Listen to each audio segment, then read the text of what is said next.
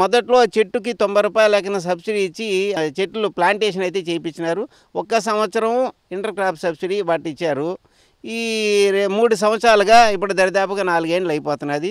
4వ సంవత్సరం నుండి పంట స్టార్ట్ అవుతుంది కాబట్టి ఈ 4 ఏండ్ల వరకు రైతుకు ఆదాయం రాదనే ఉద్దేశంతో గవర్నమెంట్ ఇంటర్ క్రాప్ సబ్సిడీని ప్రవేశపెట్టింది. ఈ 4వ సంవత్సరం నుండి నెల నెల మనకి ఆదాయం వచ్చేదానికి స్కోప్ కూడా ఉంటుంది. ఎందుకంటే ప్రతి నెల కటింగ్ చేయాలా. ప్లస్ మనకి కంపెనీ వాళ్ళు హార్టికల్చర్ గవర్నమెంట్ ద్వారా హార్టికల్చర్ డిపార్ట్మెంట్కి టైఅప్ అయి ఉన్నారు. అంటే మనం ఏదైతే పండిస్తామో దాన్ని కంపెనీ వాళ్ళు విధిగా తీసుకెళ్ళి గవర్నమెంట్ నిర్ణయించిన రేటుకి మనకి చెల్లింపులు చేయాల్సిన అవసరం ఉంటుంది. మొదటగా ఫస్ట్లో నేను వేసినప్పుడు టన్ను ధర 7,700గా ఉండింది.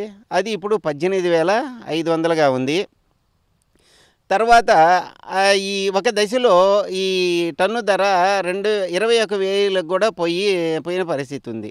అంటే పామాయిల్కి డిమాండ్ బాగుంది. ఎట్లా బాగుందంటే దీంట్లో 2 రకాల ఆయిల్స్ వస్తాయి. పామాయిల్ అనేది మామూలుగా ప్రజల అవగాహన ఏంటంటే మనం వంట నూనెగా మాత్రమే వాడుకుంటాము అని అనేసి. దీంట్లో వంట నూనెకి వచ్చేది ఒక రకం వస్తుంది. పైన పల్పులో ఇంచి తీస్తారు. తర్వాత లోపల కెర్నల్ అని ఉంటుంది, మనకి టెంకాయ లాగా అదే ఆకారంలో ఉంటుంది.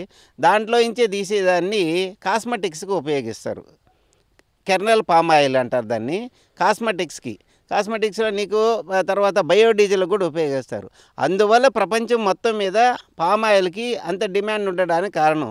కేవలం వంట నూనెకే అయితే అంత ధర రాదు. తర్వాత ధరలు పడిపోయేదానికి వంట నూనెలకి మాత్రమే వాడితే ధరలు ఫ్లక్చువేషన్ ఎక్కువ ఉండేదానికి కూడా ఆస్కారం ఉంటుంది. ఈ రైతులు చిత్తూరు జిల్లాలో మనం ఈ మామిడి ఇట్లా వాటికి మామిడికి ఒక 2-3 ఏళ్ళుగా నాకు తెలిసి రైతులు మార్కెట్ లేకుండా చాలా ఇబ్బంది పడుతున్నారు.